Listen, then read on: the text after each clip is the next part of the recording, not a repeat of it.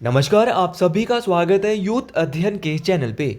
देखिए, एक बार फिर से मैं आप सभी के बीच एसपीटीजीडी कमीशन 2025 के लिए जीके का पार्ट 7 लेके आ चुका हूँ। पार्ट 7 का जो पहला क्वेश्चन है कि हिमाचल प्रदेश के किस जिले में नागरू पहाड़ी स्थित है। अगर बात की जाए नागरू पहाड़ी की तो ये हिमाचल के मंडी जिले में स्थित है। देखिए, नागरू पहाड़ी तो मंडी में स्थित है।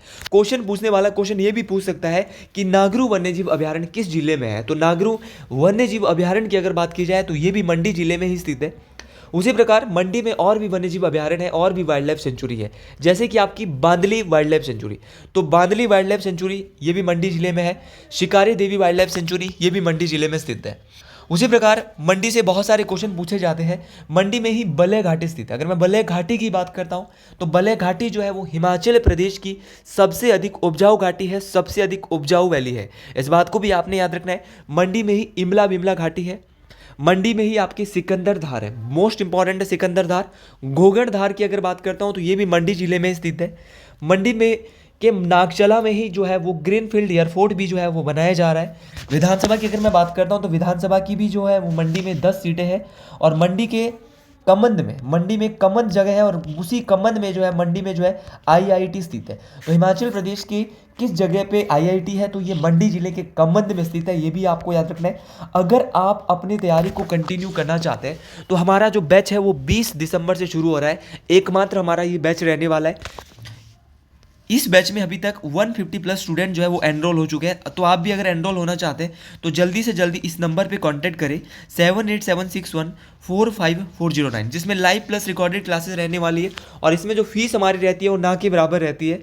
देखिए, फीस जो है मात्र और मात्र 499 और इससे कम भी जो है वो हो सकती है जब तक 6 से 7 महीने ये बैच चलने वाला है। तो जल्दी से आप इस महा बैच के साथ जुड़े। एक ही बैच हम बिठा रहे हैं कमीशन के लिए, जो कि अभी आपका 20 दिसंबर से शुरू हो रहा है। तो हम आशा करेंगे कि आप बहुत जल्द इस बैच से जुड़े और अपने कमीशन को क्लियर करने के लिए और अधिक मेहनत से जुट जाए। तो अगले क्वेश्चन की बात करते हैं कि हिमाचल प्रदेश के किस जिले में रहाला पानी का स्रोत है। अगर बात की जाए रहाले पानी की स्रोत की, रहाला वाटर जो स्प्रिंग है ये जो है वो कुल्लू के मनाली में स्थित है। इस बात को मैं आपको बताना चाहता हूँ, ये मोस्ट इंपॉर्टेंट क्वेश्चन बनता है। और रहाला जो है एक ठंडे पानी का झरना है। उसी प्रकार कुल्लू में और भी गर्म पानी के झरने हैं जो परीक्षाओं में पूछ ले जाते हैं, जैसे कि खीर गंगा हो गया, आपका कसोल गर्म पानी का झरना हो गया, आपका मणिकरण हो गया, आपका वशिष्ठ हो गया। ये सारे जो झरने हैं, सारे जो वाटर स्प्रिंग है, ये कुल्लू में है। उसी प्रकार अगर मैं मंडी की बात करता हूँ तो मंडी में जो है वो तत्ता पानी एक झरना है, ये भी आपको याद रखना है। शिमला की बात करता हूँ तो शिमला में 2 झरने, 2 वाटर स्प्रिंग हम पढ़ने वाले हैं।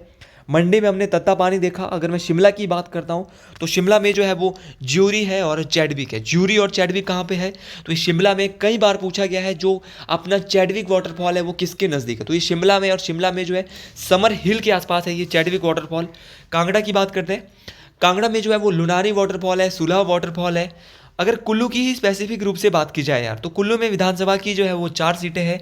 ये भी आपको याद रखना है, मोस्ट इंपॉर्टेंट है। कुल्लू का जो दशहरा है वो कुल्लू के राजा जगत सिंह के द्वारा जो है वो शुरू करवाया गया था। इस बात को भी आपने याद रखना है। और जगत सिंह जो है वो कुल्लू रियासत के एक शक्तिशाली राजा के रूप में भी जाने जाते हैं। देखिए, ये जो मुकीला हिमनंद है हिमाचल प्रदेश के, ये लाहौल स्पीति ज़िले में है। और मुकीला हिमनंद को जो है वो भागा नदी को जो है ये पानी देता है, मुकीला हिमनंद। इस बात को भी आपने याद रखना है क्योंकि लाहौल स्पीति में 2 नदियाँ मुख्य रूप से बहती है, एक चंद्रा नदी और एक भागा नदी। अगर मैं चंद्रा नदी की बात करता हूँ तो चंद्रा और भागा नदी दोनों मिलकर एक नदी बनाते हैं, जिस नदी का नाम है चंद्रा और भागा। तांडी नामक स्थान पर ये दोनों नदियाँ मिलती है। तो चंद्रा और भागा नदी जो है वो कहाँ पर मिलती है, तांडी नामक स्थान पर। ये तांडी क्यों फेमस है क्योंकि तत्तानी पे जो है वो द्रौपदी का अंतिम संस्कार भी हुआ था, जो कि पांचों पांडवों की पत्नी थी।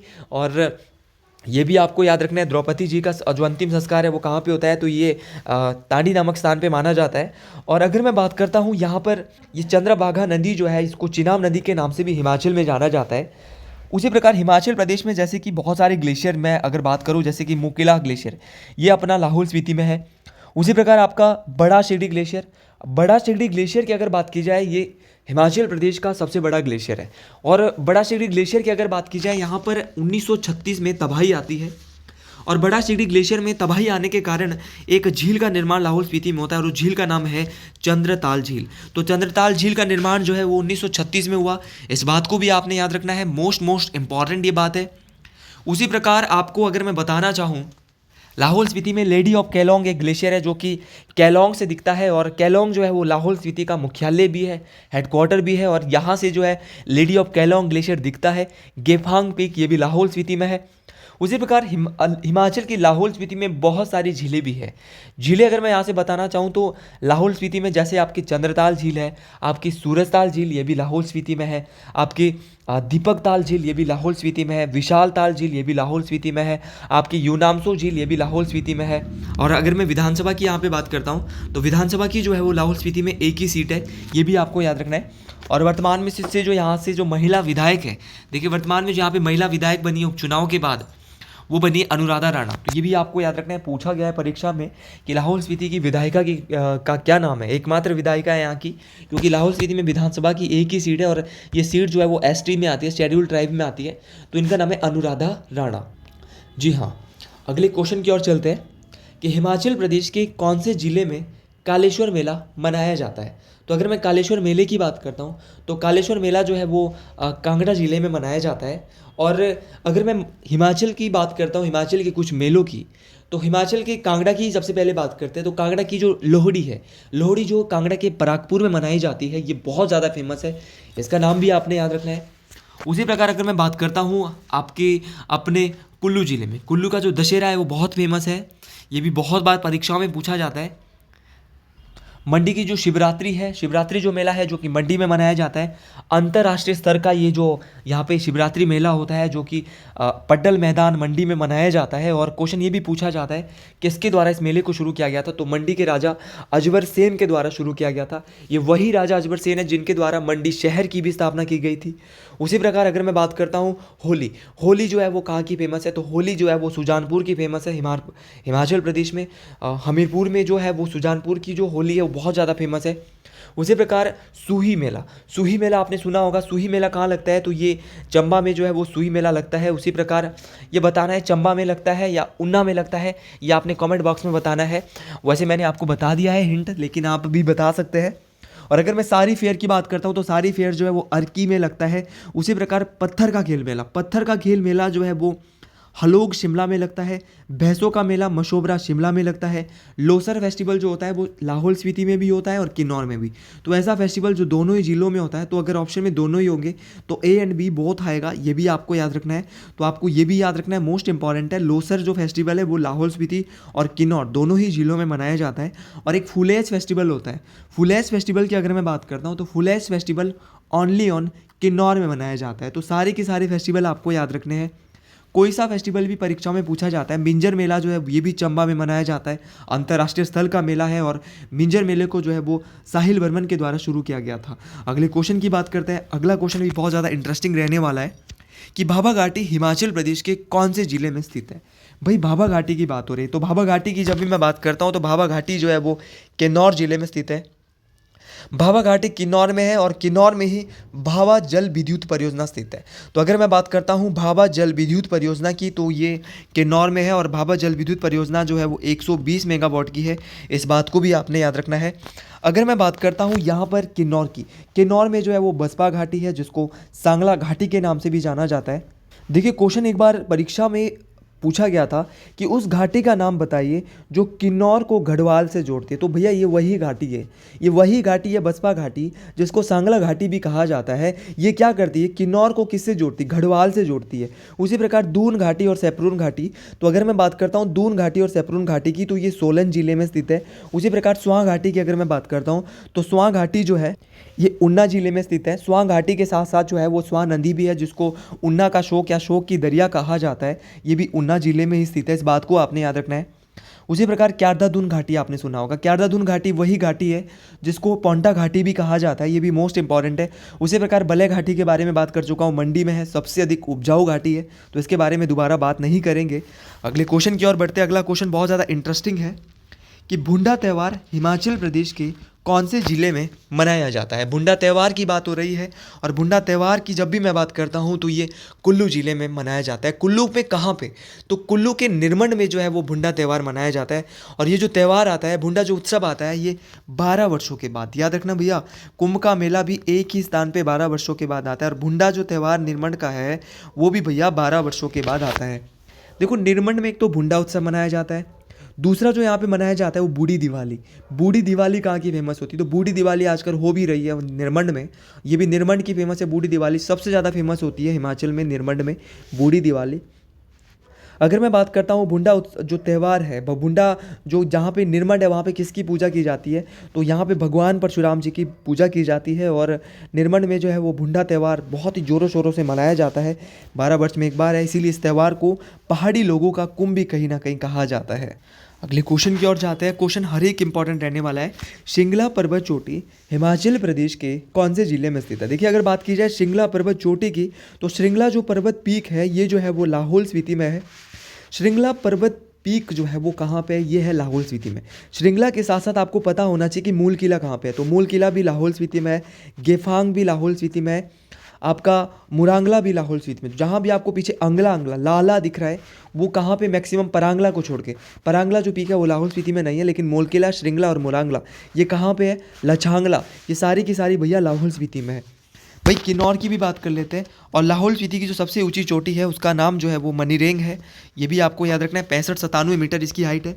किन्नौर में जो है हिमाचल प्रदेश की सबसे ऊंची चोटी है शिला। लियोपार्गुल चोटी भी, ये भी किन्नौर में है। और शिला की अगर मैं हाइट की बात करता हूँ तो शिला पीक की जो हाइट है वो 7026 मीटर है। इस बात को भी आपने याद रखना है, ये भी बहुत बड़ी बात है।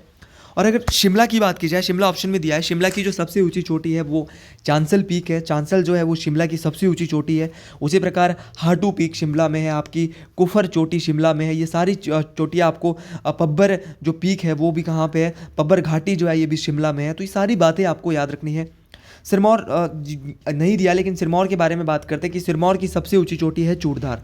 और चूड़धार एक ऐसी चोटी है जो कि सिरमौर और शिमला को अलग करती है। उसी प्रकार चंबा यहाँ पे दिया है, चंबा की सबसे ऊंची चोटी पीर पंजाल है। भाई कुल्लू दिया है, कुल्लू की सबसे ऊंची चोटी डिबी बोकरी पिरामिड है। कांगड़ा की सबसे ऊंची चोटी हनुमान टिब्बा है। हमीरपुर की अवा देवी है। आपकी ऊना की भारवेन है। किन्नौर की शिमला है, तो सॉरी किन्नौर की जो है वो शिला है। तो ये सारी की सारी चीज़ें आपको याद रखनी है। मोस्ट इंपॉर्टेंट चीज़ें मैंने आपको बताई। अगले क्वेश्चन की बात करते हैं। देखिए क्वेश्चन हर एक इंपॉर्टेंट आने वाला है, मैं पहले ही बता चुका हूँ कि हर एक क्वेश्चन आपको इंटरेस्टिंग देखने को मिलेगा। किस वर्ष हिमाचल प्रदेश पारसी बना, तो हिमाचल पारसी बना था 1951 में। सबसे पहले पूरे सिनेरियो की बात करते हैं। हिमाचल प्रदेश को 15 अप्रैल 1948 को पूर्ण राज्य का जो है वो दर्जा तो नहीं मिलता, लेकिन राज्य के रूप में जो हिमाचल प्रदेश का गठन होता है 15 अप्रैल 1948 को। जब हिमाचल प्रदेश का गठन हुआ तो हिमाचल में थे 4 जिले, सिरमौर, ये थे सिरमौर, सिरमौर, मंडी, मासू और चंबा। तो 4 जिले थे जब हिमाचल प्रदेश का गठन होता है। इसके बाद पारसी हिमाचल प्रदेश को बनाया जाता है। उसके बाद 1954 में 5वां जिला बिलासपुर में लाया जाता है। और ठीक 1956 में हिमाचल प्रदेश को यूटी, यूनियन टेरिटरी, या इसको हम कहेंगे केंद्र शासित प्रदेश बनाया जाता है। और उसके बाद ठीक 1960 को, 1 मई 1960 को, जैसे जुलाई 1954 में बिलासपुर को 5वां जिला बनाया गया था। 5वां जिला जो हिमाचल का, 6ठा जिला जो हिमाचल का बनता है वो किन्नौर बनता है। 1966 में विशाल हिमाचल का निर्माण होता है। और ठीक 1971 में 25 जनवरी 1971 को जो है वो हिमाचल प्रदेश को पूर्ण राज्य का दर्जा मिलता है और भारत का 18वां राज्य बनता है। देखिए हमीरपुर और ऊना जो है वो बाद में जो है, पहले 10 जिले ही जब होते थे जब हिमाचल को पूर्ण राज्य का दर्जा मिला था, लेकिन हमीरपुर और ऊना को बाद में बनाया जाता है। तो 10 प्लस जो 12 जिले 1972 में हिमाचल में होता है, क्योंकि जब 1966 में हिमाचल का निर्माण हुआ था, विशाल हिमाचल का, तो उस समय 10 जिले थे। तो कांगड़ा को फिर तोड़कर उसके बाद 2 जिले और बनाए जाते हैं जो कि हमीरपुर और ऊना के रूप में थे। इसके बाद अगले क्वेश्चन की ओर जाते हैं। अगला क्वेश्चन यहाँ पे बहुत इंटरेस्टिंग क्वेश्चन है कि क्षेत्रफल के अनुसार हिमाचल प्रदेश का सबसे बड़ा जिला कौन सा है। देखिए largest district of Himachal Pradesh area wise पूछा जा रहा है, तो एरिया वाइज सबसे बड़ा जो जिला है वो है भैया लाहौल स्पीति। अब जब सबसे बड़ा है तो आपको एरिया भी पता होना चाहिए। आप कमीशन का पेपर दे रहे हैं, कोई टेट का पेपर नहीं दे रहे हो। 13,841 square kilometre area Himachal Pradesh के लाहौल स्पीति जिले का टोटल है। बहुत ज़्यादा एरिया कवर कर रहा है। और ये जो है वो 24.86% जो है वो एरिया कवर करता है। और चंबा का जो है वो 6,522 स्क्वायर किलोमीटर एरिया है, जो कि परसेंटेज में 11.71% है। भाई किन्नौर भी ऑप्शन में दिया है। किन्नौर जो है वो एरिया कवर करता है 6,401, जो कि पूरे हिमाचल का 11.50% कवर करता है। उसी प्रकार कांगड़ा का जो एरिया है वो है 5739 स्क्वायर किलोमीटर, जो कि पूरे हिमाचल का 10.31% कवर करता है। तो सारा एरिया मैंने आपको बता दिया, ये भी मोस्ट इंपॉर्टेंट एरिया रहने वाला है। और अगर सबसे बड़े ज़िले की बात हो रही, सबसे बड़ा लाहौल स्पीति है भैया। परसेंटेज में आपको पता चल गया 24.86% है। आपको पता होना चाहिए कि हमीरपुर का कितना है। हमीरपुर सबसे छोटा है तो इसका है 1118, जो कि 2.01% है हिमाचल प्रदेश का। तो ये सारी चीज़ें आपको याद रखनी, हर एक चीज़ मोस्ट इंपॉर्टेंट है। अगले क्वेश्चन की ओर बढ़ते हैं यहाँ पे कि देहर हिमाचल प्रदेश की किस नदी की सहायक नदी है। देहर की बात हो रही है, देहर जो है वो ब्यास की सहायक है।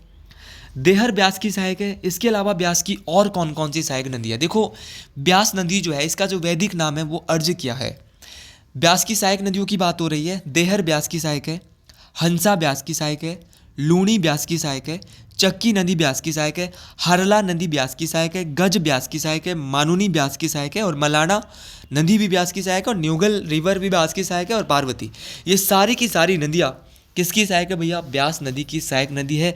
अगर आपको नहीं पता है तो एक बार फिर से बता देता हूँ, देहर, हंसा, लूणी, चक्की, हारला, गज, मानुनी, मलाना, न्यूगल और पार्वती, ये सारी की सारी रिवर्स जो है वो किसकी सहायक है? आपकी ब्यास की सहायक है। देखिए, अगर मैं यमुना की बात करता हूँ तो यमुना का वैदिक नाम कालिंदी है, रावी का वैदिक नाम जो है वो पुरुषिणी है, और चिनाब का जो वैदिक नाम है वो अस्किनी है। तो सारे के सारे वैदिक नाम आपको इनके याद रखने हैं। इसके बाद आगे बढ़ते हैं कि रूपा घाटी हिमाचल प्रदेश के किस जिले में है। देखिए, अगर रूपा वैली की बात करते हैं तो रूपा वैली जो है वो किन्नौर जिले में स्थित है, इस बात को आपने याद रखना है। और रूपा वैली को जो है वो बसपा वैली के नाम से भी जाना, रूपा वैली जो है वो किन्नौर में है, इस बात को आपने याद रखना है। उसी प्रकार बसपा वैली, जिसकी मेरे निकल भी गया था कि बसपा वैली कहाँ पे, तो बसपा वैली किन्नौर में है। बसपा वैली वही है जिसको सांगला वैली के नाम से भी जाना जाता है। उसी प्रकार चंबा में एक चंबा घाटी है जिसको दूध एवं शहद की घाटी भी कहा जाता है, और कहीं ना कहीं इस घाटी को valley of honey and milk के साथ साथ जो है वो रावी घाटी भी कहा जाता है। उसी प्रकार आपकी रीबा घाटी किन्नौर में, इसको अंगूरों की घाटी कहा जाता है, वैली ऑफ ग्रेप्स कहा जाता है रीबा वैली को। क्यारदादून घाटी जिसको पोंटा घाटी कहा जाता है, सिरमौर जिले में स्थित है ये। अगले क्वेश्चन की ओर बढ़ते हैं। हिमाचल प्रदेश के कहलू डोमिनियन की प्रथम राजधानी किस स्थान पर स्थित थी? अगर कहलू डोमिनियन की बात करते हैं तो कहलू डोमिनियन की जो प्रथम राजधानी है वो नैना देवी में स्थित थी, और ये जो है वो बीरचंद के द्वारा बनाया गया था। कहलू रियासत की स्थापना भी जो है वो बीरचंद के द्वारा ही की गई थी। और नैना देवी एक विधानसभा क्षेत्र भी है। विधानसभा की जो सीटें हैं वो 4 है बिलासपुर में, इस बात को आपने याद रखना है। कौन कौन सी ये सीटें हैं? बिलासपुर में जो है वो 4 सीटें विधानसभा की है। घुमारवीं विधानसभा सीट है, बिलासपुर सदर है, झंडूता है, और नैना देवी विधानसभा क्षेत्र है। तो 4 है बिलासपुर की, घुमारवीं है, बिलासपुर सदर है, झंडूता है, और नैना देवी है। तो 4 विधानसभा सीटें बिलासपुर में है। बांदलाधार भी है जो है वो भी कहाँ पे, ये भी बिलासपुर में ही है। जी हाँ, अगले क्वेश्चन की ओर चलते हैं।